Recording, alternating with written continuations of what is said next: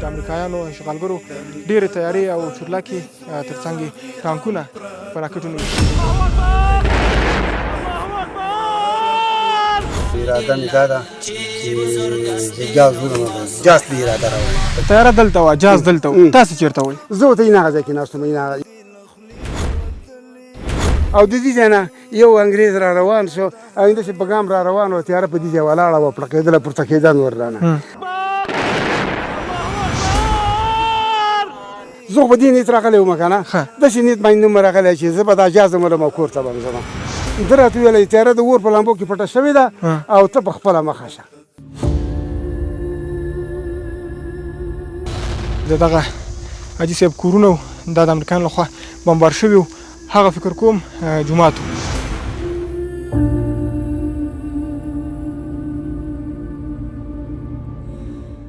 په دې جومات یې بمبار کاوه، بس د الله کار و، دې کې قرآنونه وو، نو ده باندې به بم نه لګېده. نو دا هماغه شان ده، اوس ما لا شهید پروت دی. نو دا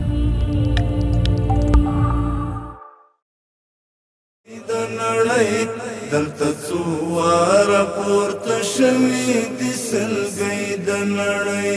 دلته څو واره پورته شوي دي سلګۍ د نړۍ.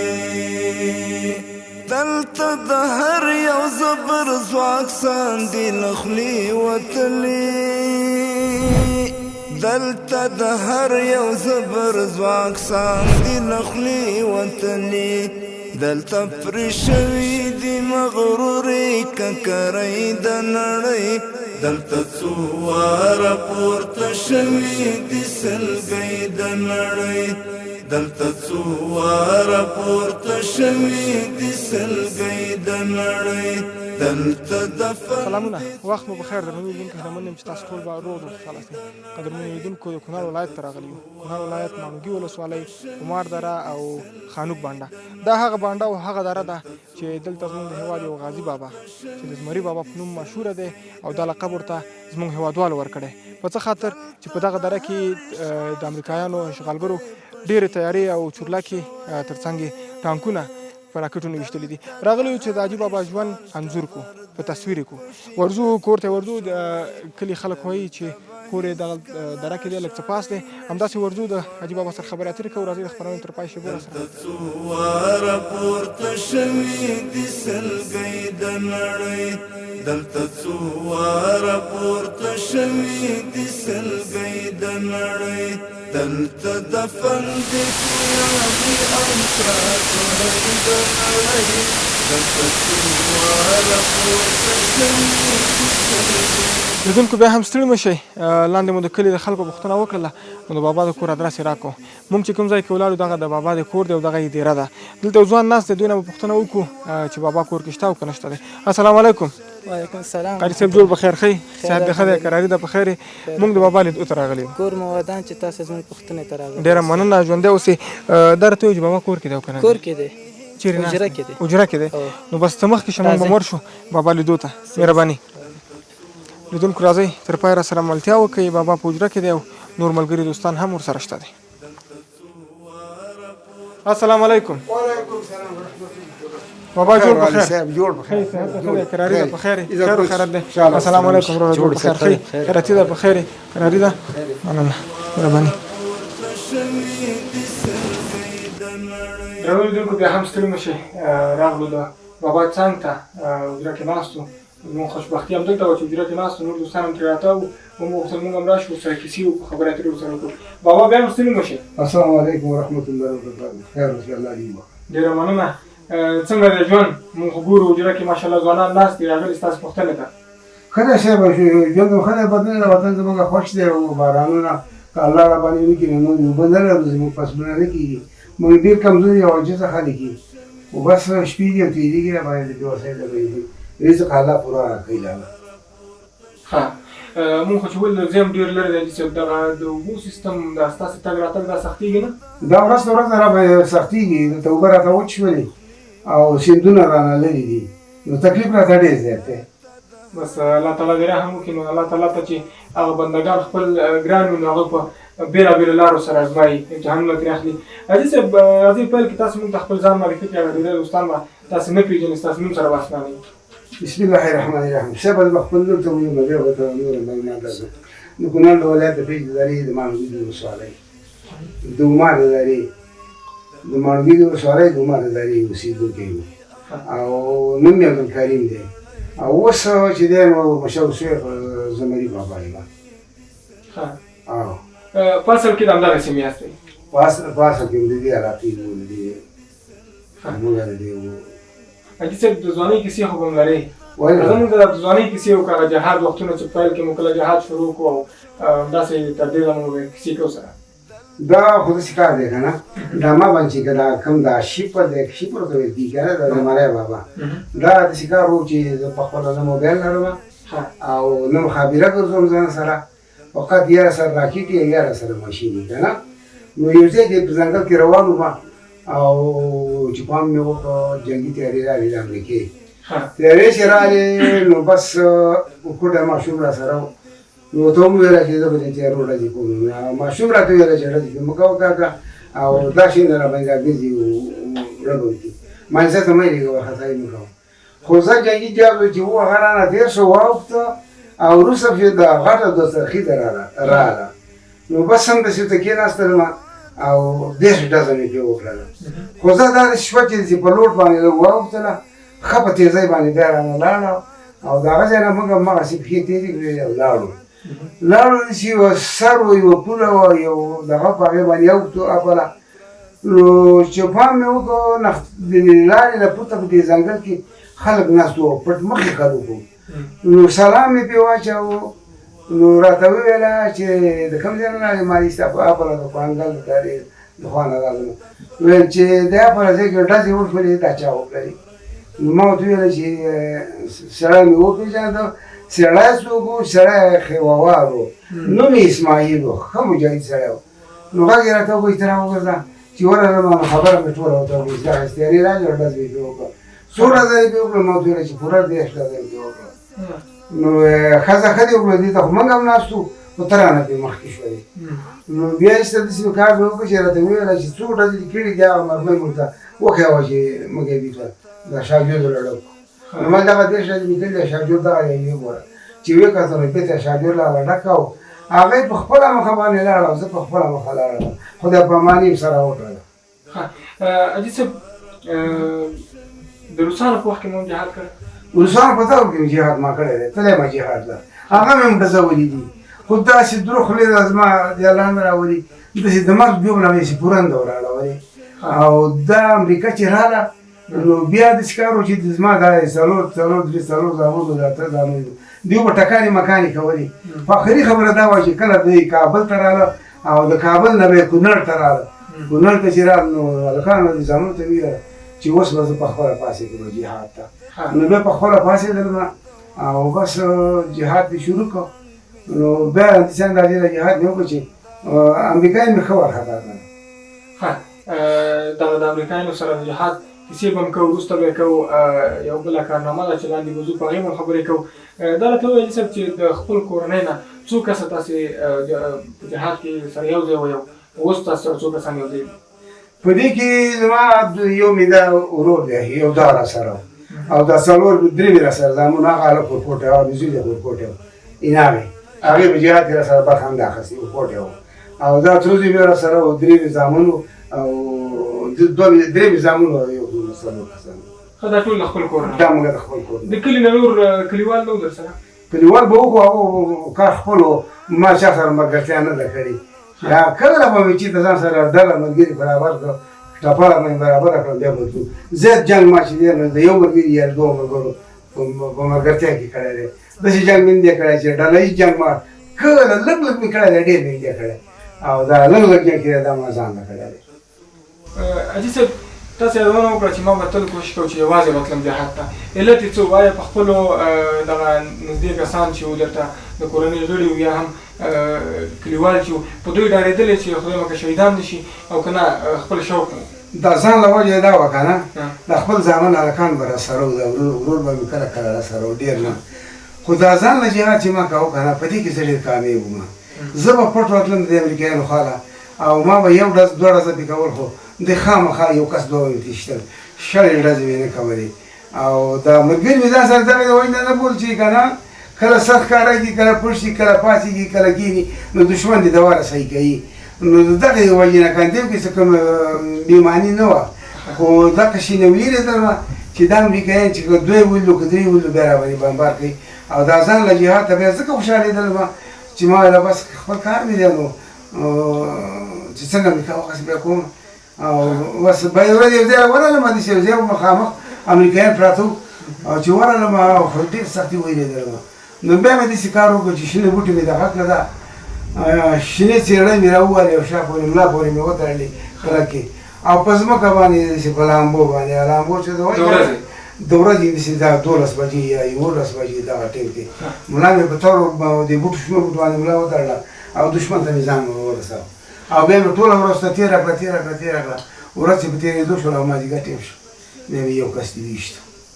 امریکایي مې یو کس دې ویشتو پنځه کسان روان وو چې په لارې باندې روان وو ورته کېناستلم او بیا چې پرې لارې سم شو سیده شو نو بیا مې داسې کار وکړو چې دا مخکې امریکایي چې وه بیا مشر وو خو روغ مې صحیح کړ نو بیا مې پرې ډز وکړم ما ویله ډز پرې کومه دا یو خو لګېږي نو که چېرته مې ټوپک وروسته پاتې وکړه نو دا بل لګېږي او که پاتې نه کړه نو چې دا کم مې صحیح کړی دی همدغه ولمه او چې څنګه مې ډز پرې وکړم لکه په لاس یې مرمۍ ایسې پکې کېږي ښځې باندې مرمۍ ولګېده څړیکې وکړله هلته ولیدو او دا څلور که درې کسانو سره دې کته ځان داسې ورغړاو او بیا یې ډزې زما طرف ته خو نیغې اسمان ته یې وکړلې ما ته یې کومه یېره اندره ښکاره کړې حاجي صاحب په 5 کسو یوازې ورغلئ او ډز مو وکړو که دا ډز چېرته خطا شوی وی زړه کې مو دا ډار نه و چې هغوی به په ما راشي یا دا ډار نه و چې که زه دا یو کس ولم واقع نور په ما بمبار وکړي نه د دغې ټکي نه خو یې نه هېرېدلم بمبار یې کوو ډز یې راباندې کولې خو ما وویله داسې عالمانو باندې خبره راته کوله چې که دې کې څوک شهید شي په دې وخت کې دا لیک جنت دی دې حساب او دې کتابه جنت دی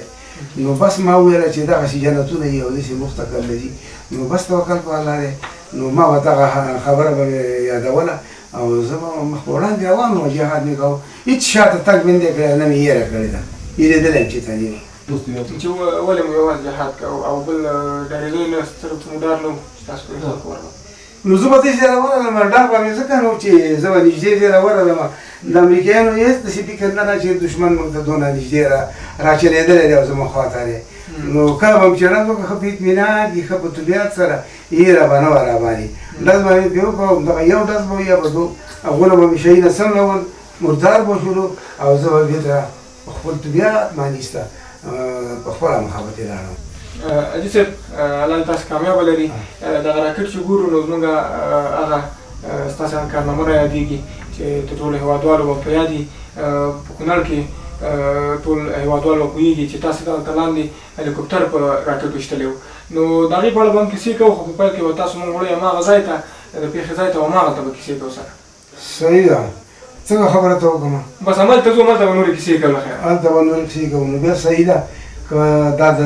جاز د ایستلو حساب یې د سټې نه کړی وی نو څنګه به وی بس سټې نه به راته دا کیسه وکړي له پیل نه خو لاندې به یې راته وکړي هماغه ځای ته ورځو چېرته چې مو جاز ایستلی دی او هلته به کوم اثرات هم پراته وي هغې تصویرونه به واخلو لیدونکو ته به یې وښیو څنګه صحیح ده زما خوښه ده بسم الله دلته دفن دي څو یاغي امپراتورۍ د نړۍ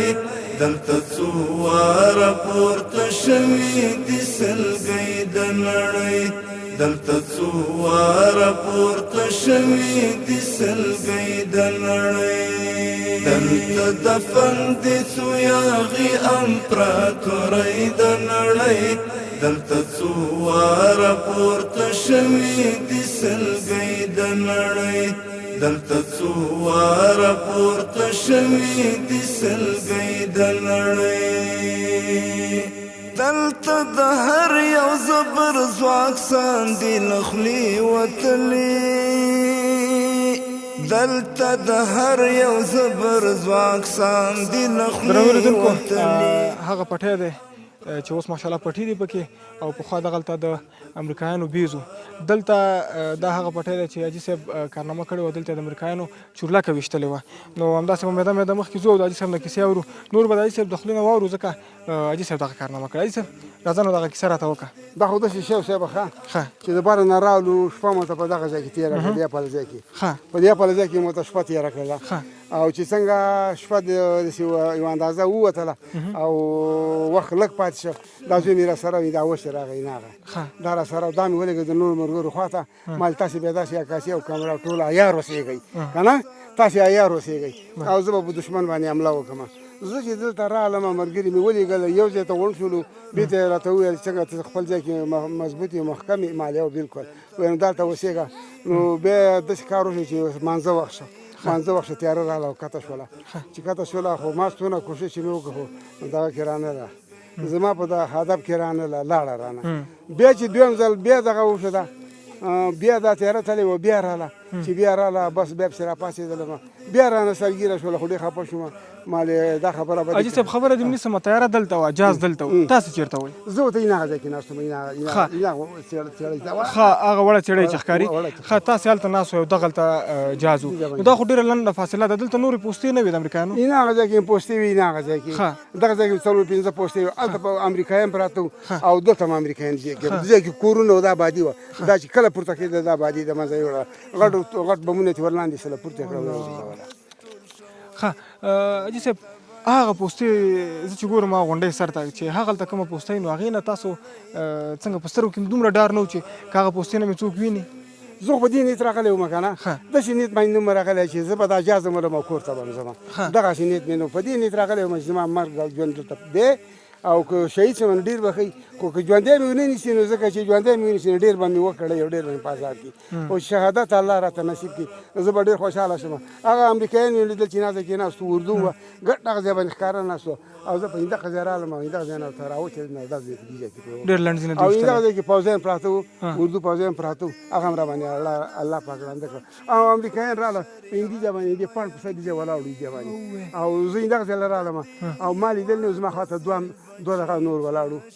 سپین اوسمه چې امریکایان وو که اردو خو امریکایان وو، هغه هم ولاړ وو، هغه هم الله رانده کړله او د دې ځای نه یو انګریز را روان شو او همداسې په ګام را روان و، تیاره په دې ځای ولاړه وه، پړقېدله پورته کېده نور رانه او دا انګریز بېځای ته چې هغه ځای ته راورسېده، ما داسې کار وکړ چې دا راکټ مې ورته بس تک ما ویل دا راکټ دا انګریز چې راغی نو دا څه کوي چې دا ما وژني ما شهید کوي، نو دا راکټ چې را سره و دغه شته کېناستم په دې ځای باندې مې صحیح کړه، غوټه مې پې ټینګه کړه او ما ویل که ده دا ماشین یې داسې که کله کور پې راپسې داسې کړ او راته زه به پې ډز وکړم، زه واره به ما به ورته دغه نیولی ښه همداسې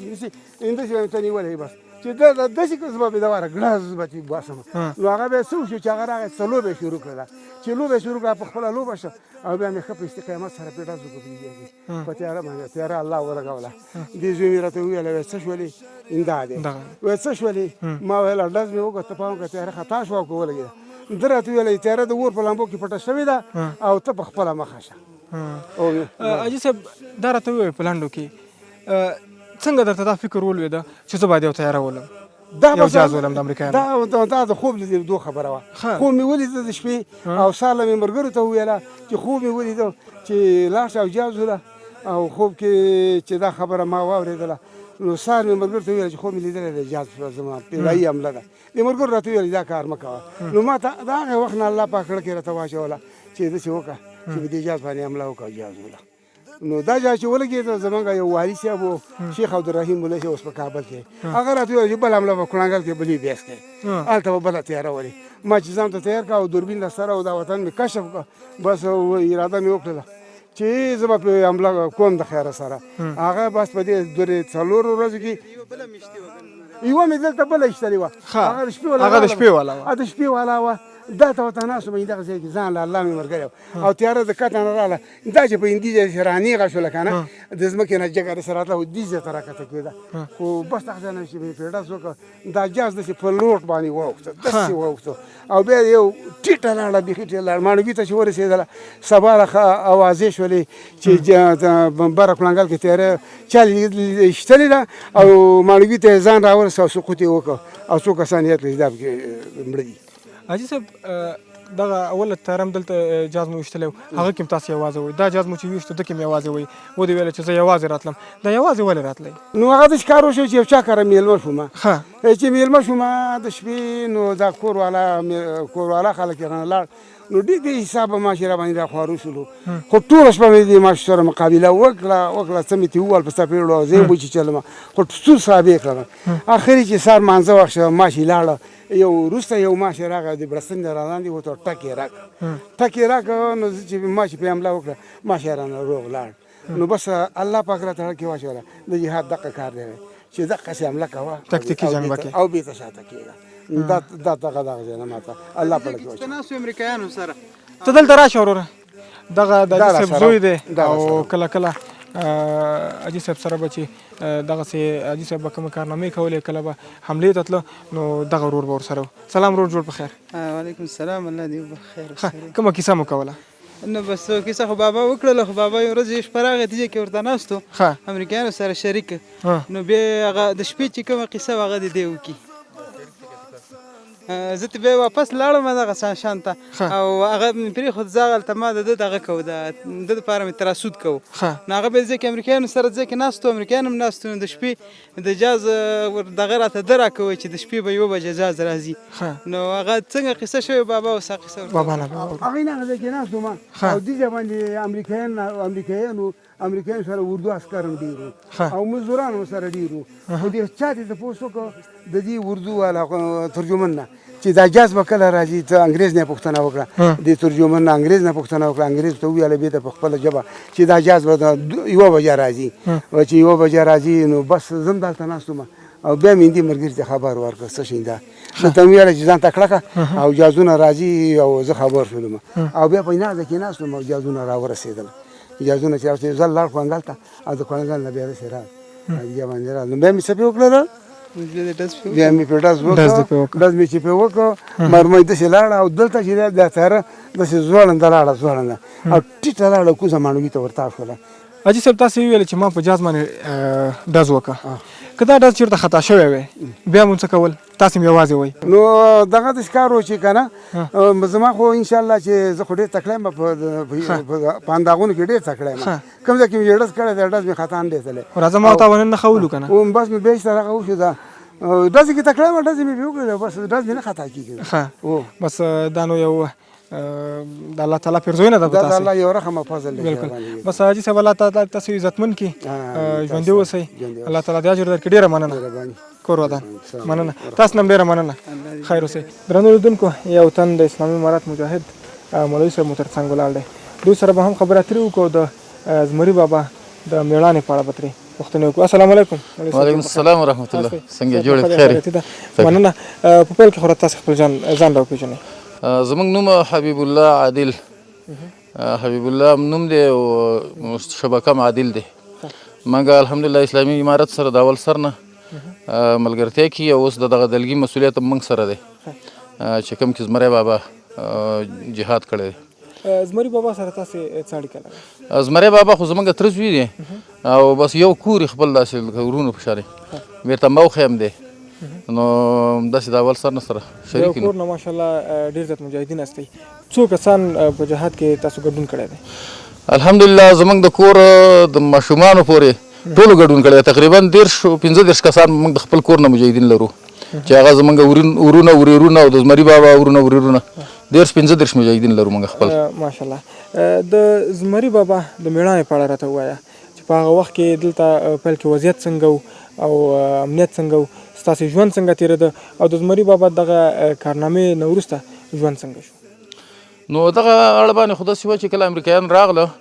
نو د اول سر نه موږ امریکایانو ته لکه ټارګېټ وو او بیا موږ د امریکایانو سره اولنی جنګ په دې علاقه کې چې مخامخ جنګ و د امریکایانو سره نو هغه کار الله زموږ نه اخیستی و چې امریکایان دلته راغلي وو دغه ښکته ځای کې و په هغې باندې بیا یو جنګ وشو نو د هغې نه وروسته موږ امریکایانو ته ټارګېټ شو نو هغې نه وروسته بیا په امریکایانو باندې موږ جنګونه کول خو امریکایان رال زموږ کورونه یې بمبار کړه دا تقریبا د 2003 کال خبره وه نو زموږ کورونه چې بمبار کړل بیا موږ لاړو مهاجر شو نو موږ د هجرت په دوران کې او د هغه ځای نه به راتلو دلته به بیا امریکایانو سره جنګ کوو نو موږ چې دغه زمري بابا چې کوم دغه جاز ویشته دغه واقع یا نور دغه واقعیات د جنګونه چې وو دا ټول زموږ د هجرت نه وروسته وو لکه موږ او دوی ټول مهاجر نو بیا به راتلو دلته هم هغه کوو دا جهادونه کول نو د دغه جاز د ایشتلو نه وروسته موږ ته څه تکلیف ځکه پېښ نه شو د امریکایانو د لاسه چې موږ خو د امریکایانو وس هم دښمنان وو او دې ملک کې اوسېدلو نه نو دلته چې به راتللو د خپل ځان هغه حفاظتي تدابیر به م نیول او په امریکایانو باندې بار بار دغه جهادي هغه فعالیتونه به م کول نو څه حالاتو سره تغییر ونه کړ دې کار سره دښمني مو سره د مخکې نه وه او دغه یو کار و چې الله برابر کړو امریکایانو جاز پکې ولګېده کله مو هم په ذهن کې یا زړه کې دا خبره ګرځېدلې ده چې دغه مېړانه چې زمري بابا ترسره کړه دا تاسې ترسره کړې وه نو دا خو د هر مجاهد په زړه کې وه او دا تمنا او دا ارمان زموږ خامخا و ځکه زمري بابا نه چې الله دغه ځایونو کې کوم کارونه اخیستي دي نو دا د ډېرو کم مجاهدینو نه به اخیستلی شوي نو هر یو مجاهد دا تمنا او دا ارزو لري چې داسې کار ما کړی وی نو دغه خو خامخا زموږ په زړه کې هغه وخت کې هم اوس هم ده چې کاشکې داسې کارونه موږ هم کړي وو امریکایانو ته هم دومره تاوان نه رسولی وي لکه څومره چې زمري بابا ورسول تل کامیاب اوسئ الله تعالی مو عزت جزاکم کړي. الله خیر. درنو لیدونکو د زمري بابا د همدغې کارنامې په اړه به د همدې کلي نور وګړي هم غږو راځئ تر پای پوره سره ملګري تدفن دي څو یاغي امپراتورۍ د نړۍ دلته څو واره پورته درنو لیدونکو لاندې چې زمري بابا یادونه وکړه چې دغلته جوماتونه او کورونه بمبار شوي دي د امریکایانو لخوا هماغه جومات او کورونو ته روان یو لارې لږ سختې دي او دغه کاکا چې مخکې روان دی د زمري بابا د پخوانی ډلګی مشر نو دا مونږ رهنمایي کوي مخکې د مونږ ورپسې یو لاره لږ څه خطرناکه ده نو مونږ به هم خپل پام کوو تاسو مو په دعاګانو کې یاد ساتئ بسم الله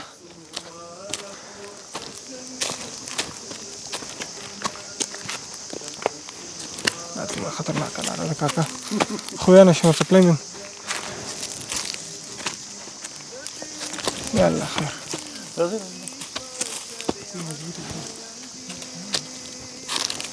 دغه پاڼې ډېرې ښوی دي کاکا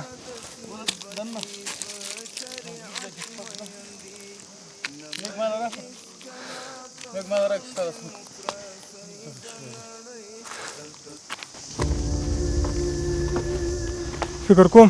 لیدونکو راورسېدلو که څنګه کاکا راورسېدو و بس دغه کورونه دي دا همدغه دي دا کورونه دي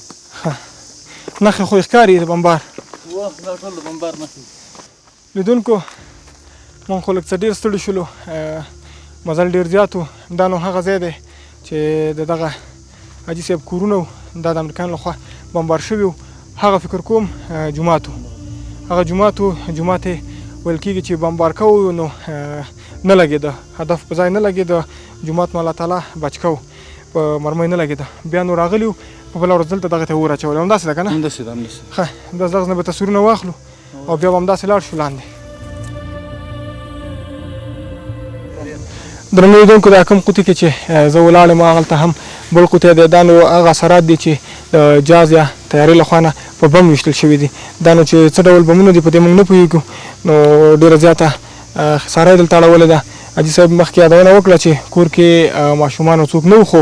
نور وسایل ډېر وو یعنې ډېر تاوان ورته رسېدلی و نو بس الله تعالی د نور په موږ او تاسو رحم وکړي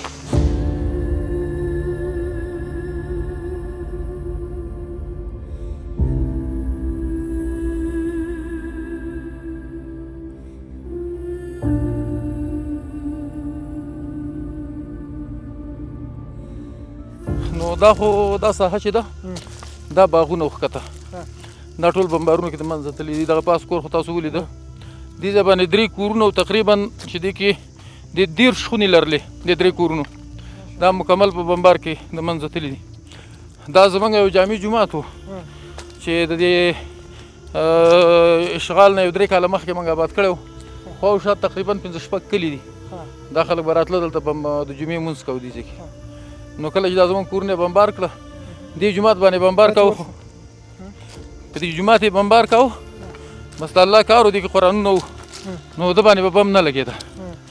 ډېرې پیرې دا خوا و شا ورته وویشتله ده خو دا نه لګېده نو بیا پسې امریکایان راوختله او دا په لرګو باندې پټ و نو بس دې ته یې اور واچو نو دا جومات یې اوس نو دا مغه شان دا اوس له شهید پروت دی نو دا مسجد و جامع مسجد و اول زموږ جامع مسجد په هغه ځای باندې و خو هغه ځای داسې و چې کورونه منځ و او بل د دې زمري بابا د نه لرې و دا پورې غاړه دا کورونه چې دي نو دا د زمري بابا دي او دغه پاس یو د هغې ورور دی دا ښکته د زمري بابا دي او دا کورونه چې دا زمونږ دي دا دې طرف ته نو دا جومات هم دې منځ ته راوړه نو 5 وخته مونځ به پکې ټولو کوو او جامع جومات و نو نورو ځایونو کله نو بیا خلک جمعې په ورځ راتله دا یې پرېنښود نو بس دا یې پرېنښوده دا به اوس بیا په اور باندې اثرات شته هغه د لرګي چې کوم سوي دي واه اوس هم نښې شته دی دا د اور سوي دي دا بره په دې باندې لرګي پراته نو هغه ټول مکمل اوس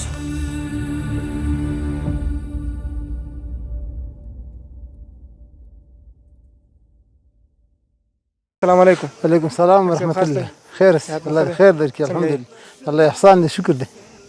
څه مصروفیت لري تاسو خپله؟ مصروفیت خو زمونږ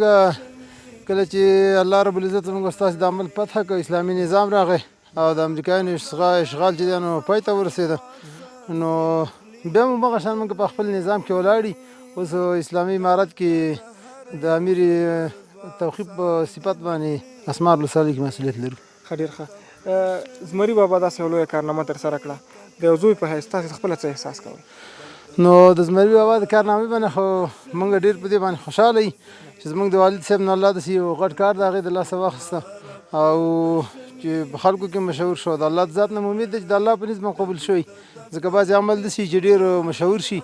نو هغه د اخلاص نښه به کېږي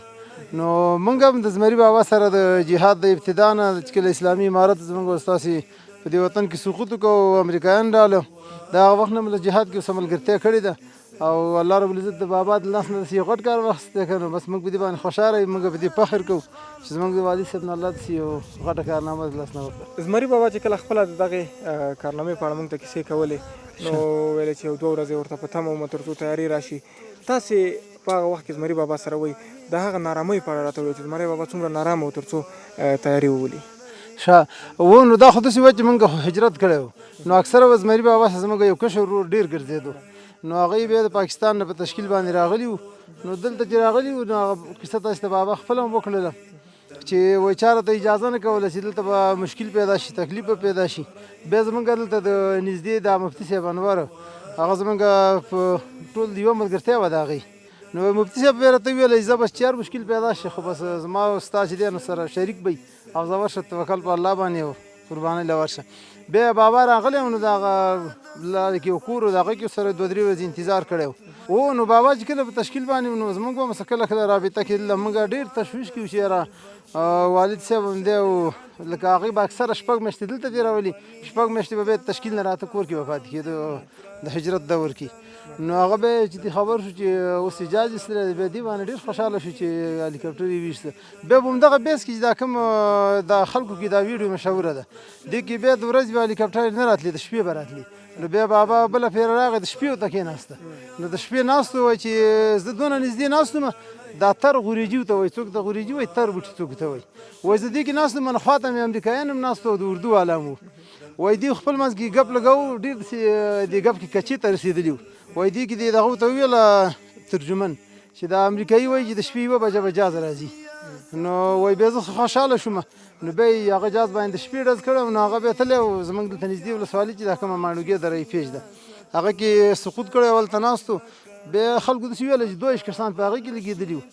نو لکه یو جاز یې دغه ایستلی و ټینکونه خو الحمدلله بلا شی ایستلي دي بلې و د کلیوالو نه مو اورېدلې دي تاسې خپله موږ ته کیسې کړې وې وروسته دغه کارنامې نه د څومره د خلکو د پام وړ وګرځېده دغه کارنامه او څومره وستایل شو حاجي بابا نو دا خو داسې وه چې دا د الله نظام دی دا یو جاز دا ویډیو دا لکه ویډیو مو شوله بیا خلکو هم لیدله دغه یو ډېره مشهوره شوله لکه اکثره د هغوی په جهاد کې نورې ډېرې داسې کارنامې دي چې ویډیو نشته د خلکو کې غیر مشهورې دي